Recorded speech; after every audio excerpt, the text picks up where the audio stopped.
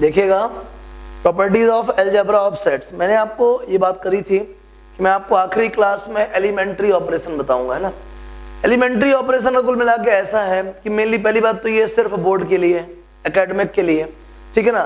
मतलब कि अगर आपके पास वैल्यूज नहीं भी हैं, इलस्ट्रेट करने की पॉसिबिलिटीज अगर नहीं है, हमारे पास सेट्स गिवन नहीं है और सेट्स में कोई सर्टेन वैल्यू नहीं डली हुई है, हमें सब कुछ खुद से ही इमेजिन करना है, तो उस केस में जब हम किसी सेट को या किसी ऑपरेशन को या किसी आइडेंटिटी को प्रूव करते हैं तो हमें किस तरीके के पैरामीटर यूज करने हैं, वो कहलाता है एलिमेंट्री ऑपरेशन, जो सिर्फ और सिर्फ किस काम आएगा, आपको एकेडमिक सॉल्व करने का काम आएगा। ठीक है, जब आप स्कूल का एग्जाम दे रहे होगे, हाफ ईयरली, फाइनल, कोई भी एग्जाम, तब प्रॉब्लम आएगा कि इसको प्रूव करो, इसको प्रूव करो, जिसमें इलस्ट्रेट करने के लिए कुछ भी नहीं होगा, सारा कुछ खुद से ही कंसीडर करना है और अपने कंसिडरेशन को एज अ स्टेटमेंट लिखना है। ठीक है ना, वही कहलाता है एलिमेंट्री ऑपरेशन। बाकी इसका हाई लेवल पे या किसी भी कंपटीशन के लिहाज से कोई इंपॉर्टेंस नहीं है, ध्यान रखिएगा। हाँ, इसके थ्रू ये जरूर है कि ये प्रॉपर्टीज आपको लर्न हो जाएंगी तो प्रॉब्लम को पुट करने में बहुत आसान हो जाएगा। ठीक है ना, इनको पुट करेंगे तो प्रॉब्लम बहुत ज्यादा सिंप्लीफाई हो जाएंगी। ठीक है ना, चलिए देखिएगा, तो मैं उन्हीं एलिमेंट्री ऑपरेशन की शुरुआत के लिए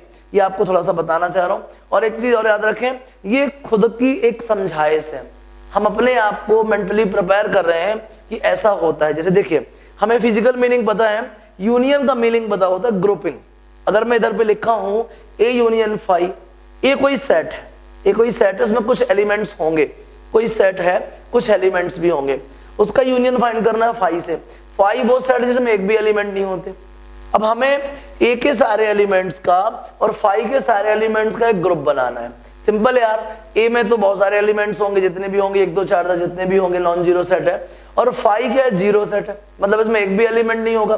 तो फाई में अगर एक भी एलिमेंट नहीं है और ए के सारे एलिमेंट्स के साथ उसका यूनिट बनाते हैं, यूनियन बनाते हैं, तो आप ही सोचो ए में जितने एलिमेंट थे क्या अब वो बढ़ जाएंगे? बात समझिएगा, ए कोई नॉन जीरो सेट है, इसमें कुछ ना कुछ एलिमेंट्स हैं। फाई तो आप जानते ही हो, एम्प्टी सेट, इस पे कोई एलिमेंट नहीं है। जब हम ए की ग्रुपिंग फाई के साथ करेंगे, ए का यूनिट फाई के साथ शेयर करेंगे, तो फाई में तो एक भी एलिमेंट है ही नहीं है। तो ए यूनियन फाई में कितने एलिमेंट होंगे? वही एलिमेंट होंगे जो ए में प्रेजेंट थे। क्यों? फाई का कोई कंट्रीब्यूशन हो ही गई नहीं, क्योंकि फाई में एलिमेंट होते ही नहीं भाई, वो कंट्रीब्यूट कहां से करेगा? तो ए यूनियन फाई क्या होगा?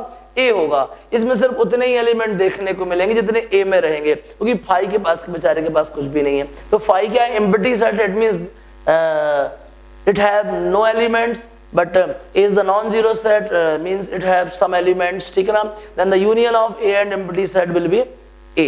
क्लियर हो गया?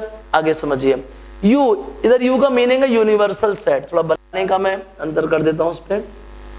U का मीनिंग है यहाँ पे यूनिवर्सल सेट। यूनिवर्सल सेट वो सेट होता है जो यहाँ पे मेंशन्ड सेट जितने भी हैं वो हम यूनिवर्सल सेट से ही पिक करते हैं। अगर मान लीजिए हम नेचुरल नंबर की बात कर रहे हैं तो नेचुरल नंबर के लिए यूनिवर्सल सेट रियल नंबर बोलना ठीक रहेगा, क्योंकि फिर कोई सा भी नंबर लेंगे अपन तो वो सब कुछ रियल नंबर में होंगे, मतलब वो सारे सेट जो है रियल नंबर के सबसेट होंगे, मतलब कि रियल नंबर को यहाँ पे यूनिवर्सल सेट बोलना ठीक रहेगा।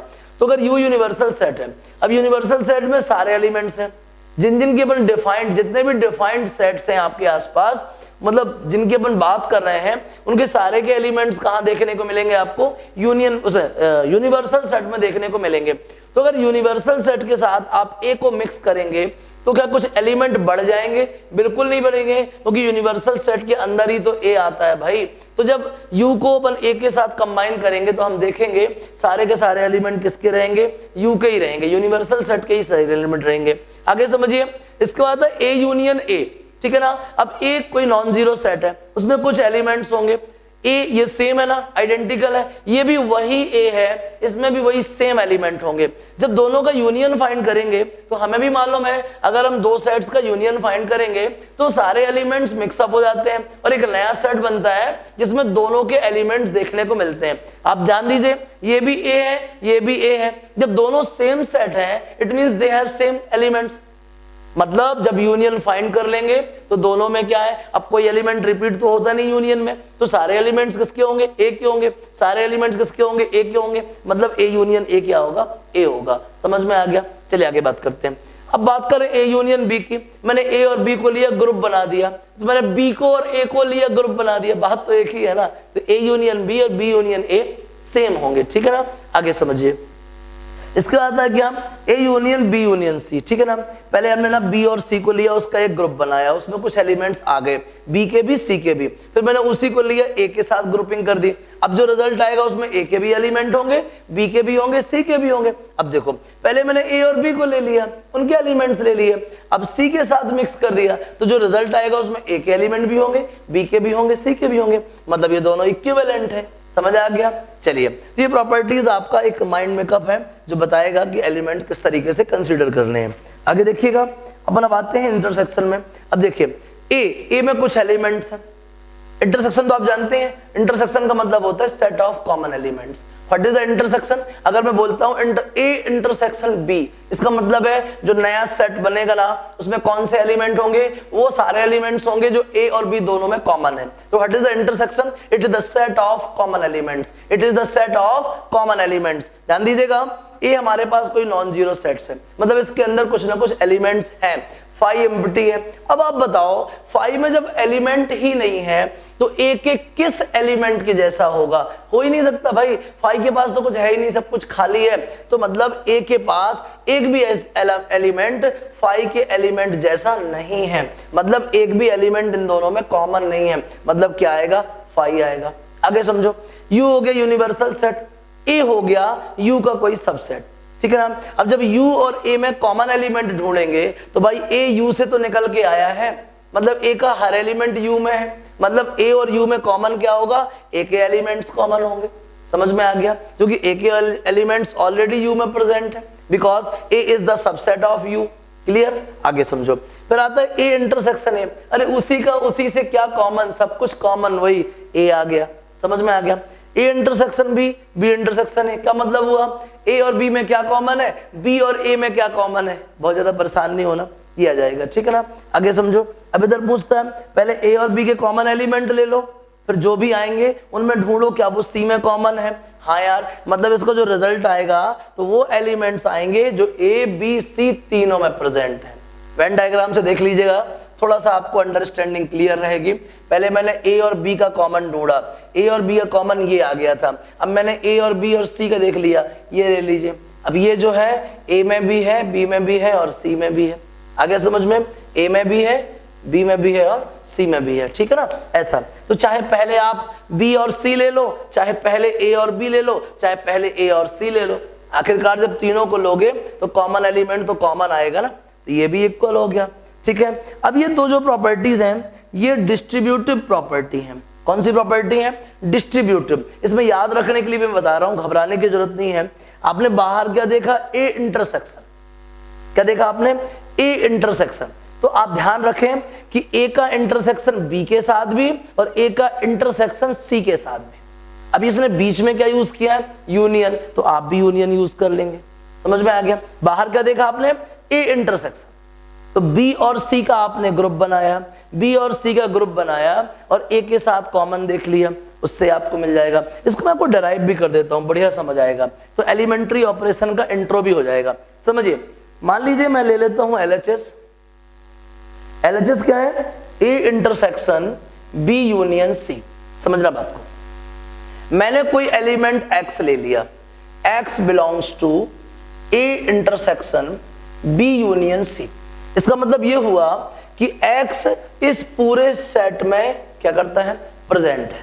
समझना, तो इसका मतलब है A इंटरसेक्शन दिस, मतलब कि इसका जो रिजल्ट आने वाला है वो आएगा जो इसमें भी हो और इसमें भी हो। भाई इस तरह पे क्या लिखा है? A intersection B union C। अगर वाकई में x इस रिजल्ट में है, इसका मतलब x A में भी था और x B यूनियन C में भी था। मतलब कि इंटरसेक्शन का मीनिंग क्या हुआ? कॉमन, और यूनियन का मतलब क्या हुआ? Optional.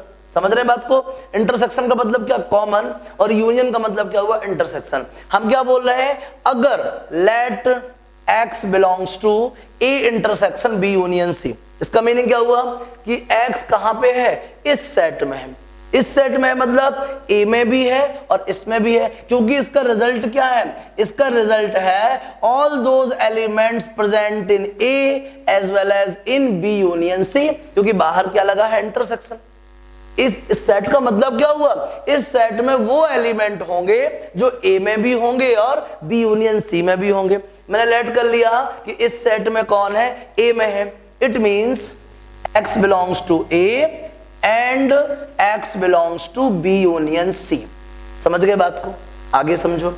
x belongs to A clear है, एंड अब x बी यूनियन सी में है, तो हो सकता है x या तो b में है या फिर c में है, क्योंकि b यूनियन c में कौन से एलिमेंट होंगे, वो एलिमेंट होंगे वो या तो b में हो या फिर c में हो या दोनों में हो, ठीक है ना, कोई दिक्कत नहीं है। तो x या तो b में है या फिर कहां पे है, c में है। समझ गए बात को, x a में है पक्का है, x या तो b में है और या फिर कहां पे है, c में है। आगे समझो, x a में है और x b में भी है। समझ गए बात को, x a में भी है और x कहां पे है, b में, या फिर x a में है एंड क्या है, x c में है। समझ में आ गया, क्या देखा आपने, x a में है, x या तो b में है या फिर क्या है, c में है। इसका मतलब हुआ x a में है और x कहां पे है, b में है। अगर ऐसा नहीं है तो x a में है या फिर x कहां पे है, c में है। आगे समझो, एंड के लिए हम क्या यूज करते हैं, x belongs to a intersection b। हम क्या यूज करते हैं, इंटरसेक्शन यूज करते हैं, और x belongs to a intersection c। अब देखिए, अब क्या है इसके बीच में, और है, और के लिए हम यूनियन यूज करते हैं। x या तो इसमें है या फिर इसमें है, इसका मतलब हुआ x इसमें है या तो इसमें है। समझ गए बात को। अब देखिए, वो x जो इसमें था वही x आजकल इसमें है। इसका मतलब क्या हुआ कि a intersection b union c is same as the a intersection b union a intersection c। ये हो गया प्रूफ। क्या प्रॉब्लम बताइए, इसी को बोलते हैं भाई एलिमेंट्री ऑपरेशन। थोड़ा हल्का मजा आई होगी, समझिएगा। इससे मैंने बताया ना कि अपना जो माइंड मेकअप है हम सेट करना चाहते हैं, जो हमारे सामने टर्मिनोलॉजी थी, यूनियन का मीनिंग, इंटरसेक्शन का मीनिंग, वो हमें इसके साथ सेट करना है। चलो वापस एक बार समझाते हैं, थोड़ा अच्छा लगेगा, घबराने की जरूरत नहीं है, कोशिश करनी है, बनेगा आपसे, ठीक है। इस पूरे चैप्टर में यही एक बहुत अच्छी चीज है, ठीक है ना, एलिमेंट्री ऑपरेशन। समझिएगा, बात करना स्टार्ट करते हैं। हमारे पास LHS है, A intersection B union C, ठीक है। माना कि कोई एलिमेंट x इसमें प्रेजेंट है, let x belongs to a intersection b union c। भाई ये है तो एक सेट, और x बिलोंग्स टू मतलब x क्या है, उसका एलिमेंट है उस सेट का। वो सेट क्या है, वो सेट है a intersection b union c। इसका मीनिंग है x अगर उस पूरे सेट में है, इसका मतलब x a में भी होना चाहिए और x b यूनियन c में भी होना चाहिए। लिखा मैंने x a belongs to a and x belongs to b union c। लिखा अपन ने, इंटरसेक्शन लगा था तो एंड लिखते हैं, जनरली ऐसा होता है। एंड क्या, सोच के ही देख लो यार, अगर कोई इन दोनों में कॉमन होगा तभी तो इस सेट में प्रेजेंट होगा, क्योंकि ये है क्या, it is the set, it is the set of all those elements present in both A as well as B union C, as well as B union C। यहाँ पे B union C एक ही unit है, समझिएगा। तो अगर X इस पूरे set में प्रेजेंट है, इसका मतलब है X A में भी होना चाहिए और X B यूनियन C में भी होना चाहिए। आपकी जो सोचने की क्षमता है वो भी यही कह रही होगी, क्योंकि आपने इंटरसेक्शन पढ़ा है। आगे समझो, अब X A में तो है, अगर x b यूनियन c में है, इसका मतलब है या तो x b में है और या फिर x c में है। ये भी समझ लिया। अब देखो, x a में है और x या तो b में है या फिर c में है। इसका मतलब हुआ x a में तो है और x किस में है, b में, या फिर x a में तो है ही, ये किस में है, x या तो कहां पे है, c में है। समझ गए। तो x a में है और x b में है, मतलब x कहां पे है, a इंटरसेक्शन b में, और है तो और लगा दिया। x a में भी है, x c में भी है, एंड लगा ना, x belongs to a and x belongs to c। इसका मतलब x कहां पे है, a इंटरसेक्शन c में। अब समझो, x बिलोंग्स टू दिस या फिर दिस, इसका मतलब है x बिलोंग्स टू इन दोनों के यूनियन में, क्योंकि और मतलब क्या, या तो यहां या तो यहां, मतलब इसके यूनियन में भी इसको देखने को मिलेगा। जो x फिलहाल इधर बिलोंग कर रहा था वही x अब इधर बिलोंग करता है। इसका मतलब ये दोनों सेट इक्विवेलेंट सेट है। प्रूफ हो गया। मुझे लगता है इसको आप बहुत अच्छे से कर लोगे।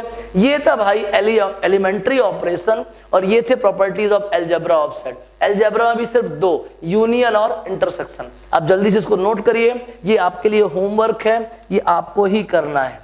ये डबल लाइन खींच दी मैंने, HW भी लिख दिया। ये आपको कोशिश करनी है, कोशिश करके मुझे सेंड करना है हर बच्चे को, ये वाला सॉल्व करके और मुझे व्हाट्सएप करना है। मैं देखना चाहता हूँ कैसा करते हो आप, बहुत मजा आएगी। कोशिश करिए, जब ये सॉल्व हो जाता ना बड़े अंदर से सुकून मिलता, हाँ कितना बड़ा तीर मार लिया आपने। ठीक है, कोशिश कीजिएगा, बहुत मजा आएगी। जब भी डाउट आए वापस से मुझे मैसेज कीजिएगा। ठीक है, इसके बाद आगे अभी हम बताते हैं। ठीक है ना, अभी यूनियन और इंटरसेक्शन क्लियर हुआ है, नोट कर लीजिए, फिर बात करते हैं।